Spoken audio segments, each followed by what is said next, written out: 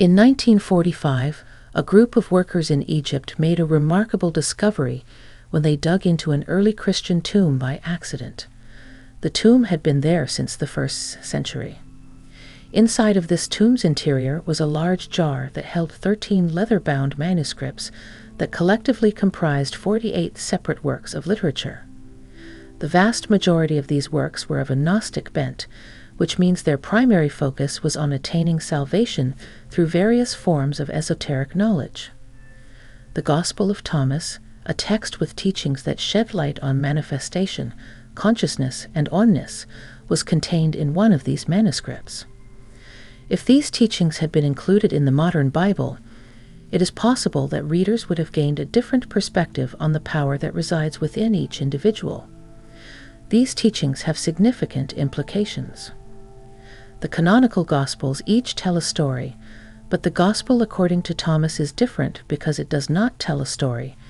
Rather, it is a compilation of approximately 114 sayings that are attributed to Jesus. The first words that can be read from the document are, "These are the secret words that Jesus, the living one, spoke, and Didymus Judas Thomas wrote down. And he said, Whoever finds the interpretation of these sayings shall never know what it is like to die. Let not him who seeks desist until he finds. When he finds, he will be troubled.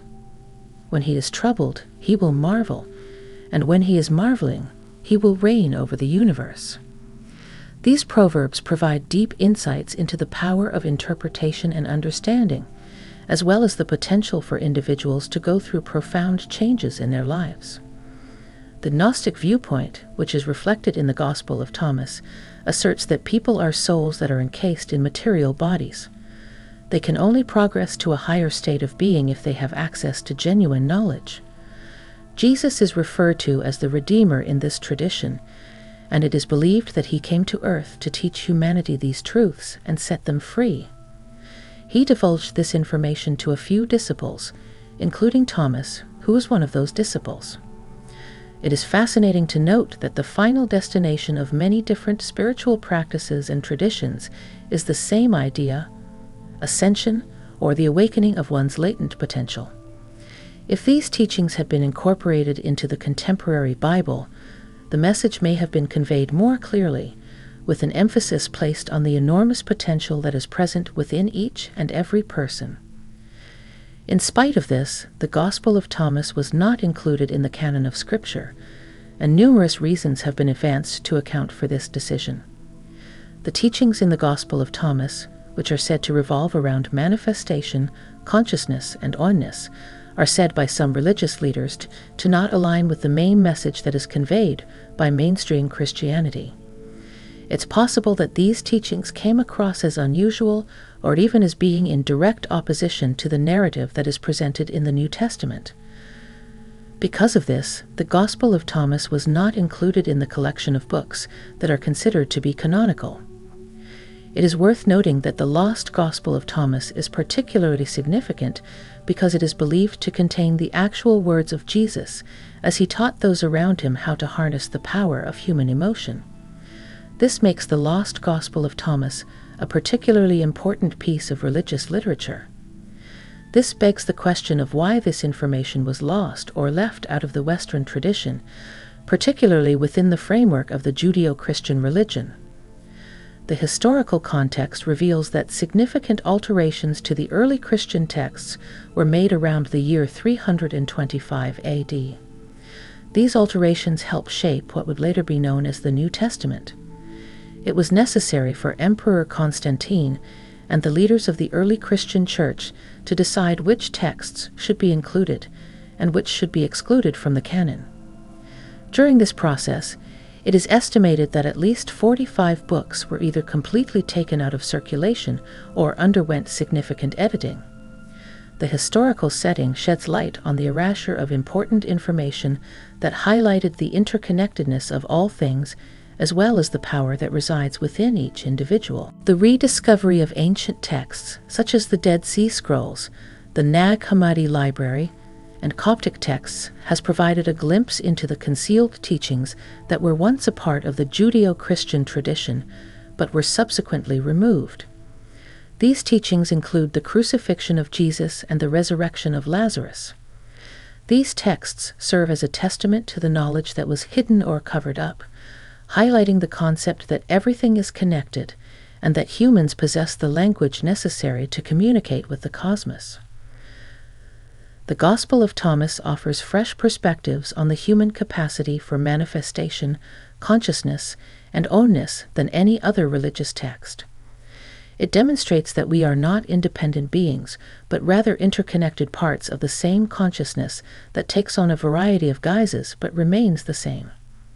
The sayings that are attributed to Jesus that are found in this gospel offer invaluable advice and direction. 1.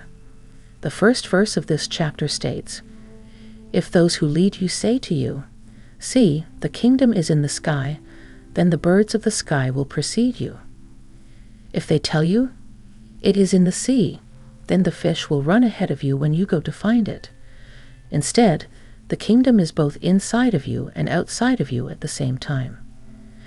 This teaching places an emphasis on the fact that genuine power and the experience of the kingdom or a higher level of consciousness are not found outside of an individual, but rather within them. One can achieve a higher state of being and live a more abundant life by becoming more familiar with one's own identity. 2.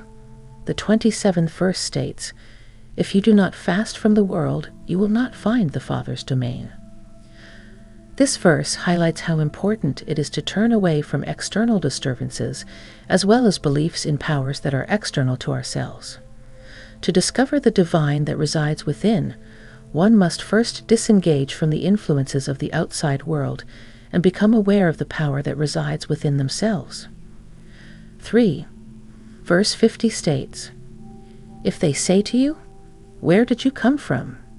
say to them, 'We came from the light, the place where the light came into being on its own accord and established itself and became manifest through their image.'"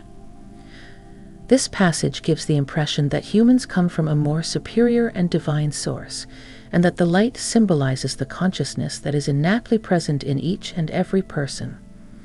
Understanding and acknowledging this inner light is the means by which one can establish a connection with the divine. 4. The verse number 77 states that Jesus declared, "It is I who am the light which is above them all. It is I myself who am the entirety. They have all emanated from me, and they have all extended to me as a destination. If you saw a piece of wood in half, I'll be there. If you move the stone that's covering me, you'll find me there." According to this teaching, there is only one consciousness, which is symbolized by the light, and it can be found in everything and in everyone.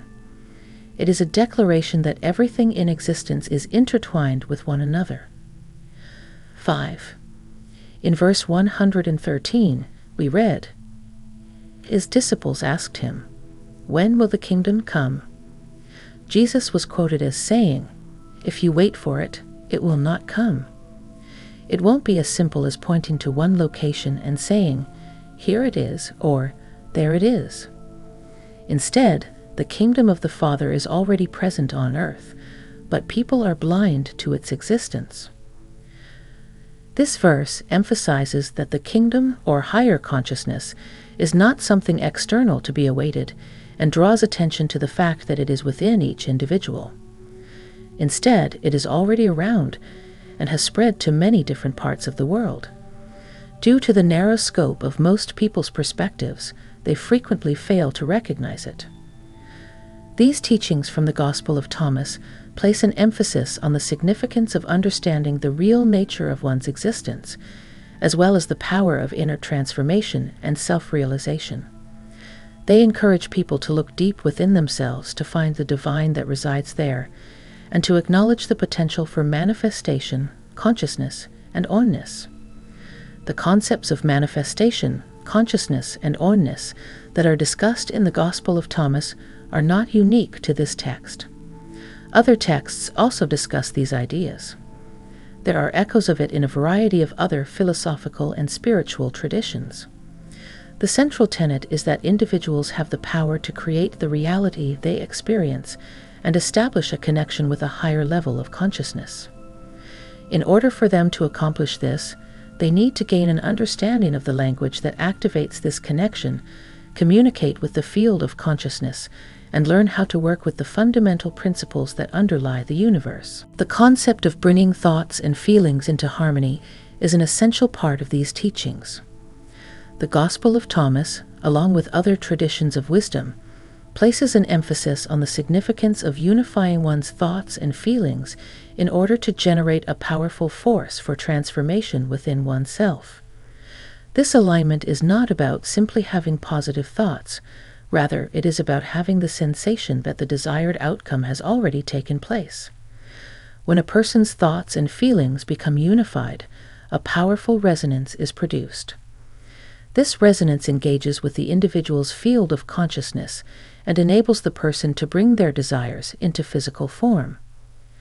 The idea of asking for something and then being open to receiving it, which can be found in the Bible and other spiritual texts, also plays an important part in comprehending the process of manifestation. When making a request, it is not enough to merely state what you want. Rather, you should strive to evoke a profound sensation, as if the request were already fulfilled. This communication with the field of consciousness is based on feelings, and those feelings are the language that it understands and responds to. In this particular setting, the ideas of hidden motive and no judgment hold a great deal of importance. Requests should be made by individuals without any ulterior or self-serving motives, which is what is meant by the phrase, asking without a hidden motive. This is consistent with the principle of looking out for everyone's best interests rather than trying to influence or direct the results of any situation. In addition, the absence of judgment entails not assigning positive or negative connotations to particular events or circumstances. Instead, it entails coming to terms with the here and now while simultaneously concentrating on the formation of a different, more ideal reality. According to the Gospel of Thomas and other teachings of a similar nature, the ability of an individual to embrace a particular state of consciousness is the source of both the power to manifest and the power to transform. In this state of consciousness, the individual feels and believes that the desired outcome has already taken place, as if they were experiencing it right now. Individuals are able to manifest their desires into reality by connecting with the field of consciousness that permeates the universe when they enter this state and fully immerse themselves in it. During the process of editing and canonizing the early Christian texts, the understanding of these principles and practices was once a part of the Western tradition. However, it was lost or left out at some point during that process. This loss highlights the significance of regaining access to and reinterpreting ancient wisdom in order to assist individuals in better harnessing the power of manifestation, consciousness, and oneness in their own lives. Individuals are encouraged to explore their inner potential, unlock their creative power, and embrace a reality in which they are not separate or limited, but are deeply connected to the universe through the teachings that can be found in the Gospel of Thomas, as well as the knowledge that is passed down in other traditions. These teachings encourage individuals to undergo a change in consciousness in which they become aware of the innate power they possessed to influence not only their own lives, but also the world around them. They encourage us to see that the power for manifestation, consciousness, and oneness is already within us, just waiting to be realized, and they point out where this power can be found.